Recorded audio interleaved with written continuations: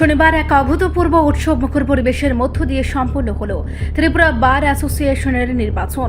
এদিন সকাল 9টা থেকে আদালত প্রাঙ্গণে শুরু হয় ভোট গ্রহণ প্রক্রিয়া। সকাল থেকেই আইনজীবীদের উপস্থিতি ও স্বতঃস্ফূর্ততা ছিল চোখে পড়ার মতো, যা গোটা চত্বরে একটি উৎসবের আবহ তৈরি করে। দুপুরের মধ্যে এই নির্বাচনে ভোটদানের ক্ষেত্রে এক নতুন রেকর্ড তৈরি হয়। নির্বাচন সংশ্লিষ্ট সূত্রে জানা গেছে, বেলা 12টা বাজতেই 60% বেশি ভোটার তাদের ভোটাধিকার প্রয়োগ করে ফেলেন। 601 জন ভোটারের এই বার অ্যাসোসিয়েশনে দুপুর 1টা পর্যন্ত একটানা ভোট গ্রহণ চলে।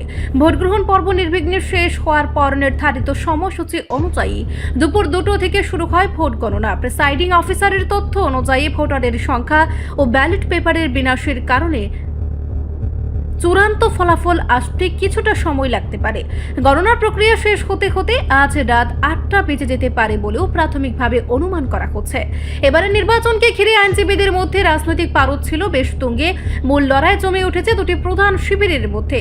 আইনজীবী উন্নয়ন মঞ্চের নেতৃত্বে অত্যন্ত আশাবাদী যে আইনজীবীরা বিগত দিনের কাজের মূল্যায়ন করে এবারও উন্নয়নের পক্ষেই রায় দিচ্ছেন। নিজেদের প্যানেলের 15 জন প্রার্থী পূর্ণ জয় পাবেন বলেও তারা শতভাগ নিশ্চিত। অপরদিকে পরিবর্তনের ডাক দিয়ে ময়দানে নামা সংবিধান বাঁচাও মঞ্চের দাবি সম্পূর্ণ ভিন্ন। তাদের দাবি, বার অ্যাসোসিয়েশনের সাধারণ সদস্যরা এবার পরিবর্তনের পক্ষে ভোট দিয়েছেন এবং তাদের প্যানেল বিপুল ব্যবধানে জয়ী হতে চলেছে। দুই শিবিরের এই দ্বিমুখী লড়াইয়ের মাঝে স্বতন্ত্র শক্তি হিসেবে লড়ছেন নির্দল প্রার্থী রঘুনাথ মুখার্জিও, যিনি নিজের জয় নিয়ে সমান আত্মবিশ্বাসী। এখন সব পক্ষের নজর রাতের চূড়ান্ত ফলাফলের দিকে, যার মাধ্যমে স্পষ্ট হবে আগামী দিনে কার হাতে যাচ্ছে ত্রিপুরা বার অ্যাসোসিয়েশনের নেতৃত্ব। নমস্কার, আমি রিটার্নিং অফিসার পুলক কুমার দেবনাথ। আপনাদের সবাইকে ধন্যবাদ জানাচ্ছি আজকের শুভ সকালে। ঠিক 9টা থেকে ভোট শুরু হয়েছে। এখন পর্যন্ত দেখতে পাচ্ছি যে প্রায় 10টা বাজে। খুব সুন্দর ভোট গ্রহণ করছে লাইনের আইনজীবীরা। টোটাল 4টা বুথ হয়েছে। 4টা ভোটে তাদের অভিমত তাদের ব্যালট বক্সের মাধ্যমে প্রকাশ করছেন। এখন পর্যন্ত ধরুন 15% ভোট হয়েছে। 1টা পর্যন্ত ভোট হবে। যেহেতু একটু বৃষ্টি বৃষ্টি ভাব আছে, সেহেতু হয়তো বা অনেক বয়স্ক সিনিয়র আইনজীবীরা এখন পর্যন্ত এসে পৌঁছতে পারছেন না। কিন্তু আমি আশা করব যে আমাদের 601 জন ভোটার এবং প্রত্যেক লাইনের আইনজীবী তাদের ভোটাধিকার যথাসময়ে প্রয়োগ করবেন এবং প্রতি বছরই ম্যাক্সিমাম আইনজীবীরাই তাদের ভোটাধিকার প্রয়োগ করে থাকেন।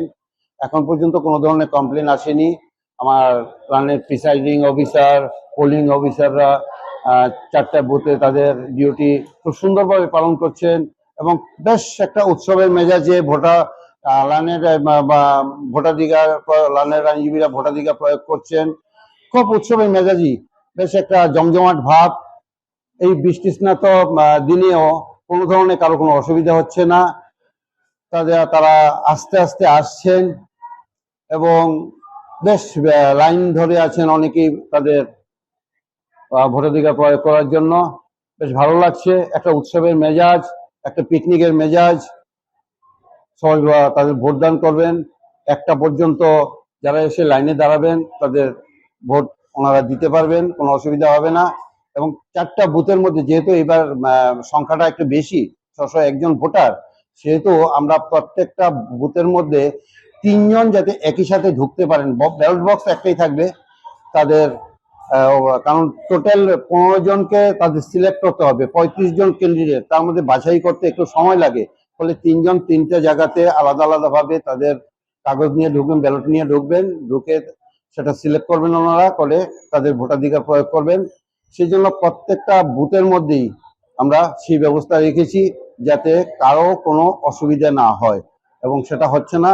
এবং এখন পর্যন্ত কোনো অসুবিধার কথা, কোনো কমপ্লেইন আমার কাছে আসেনি। রিপোর্ট সংবাদ প্রতীক্ষা।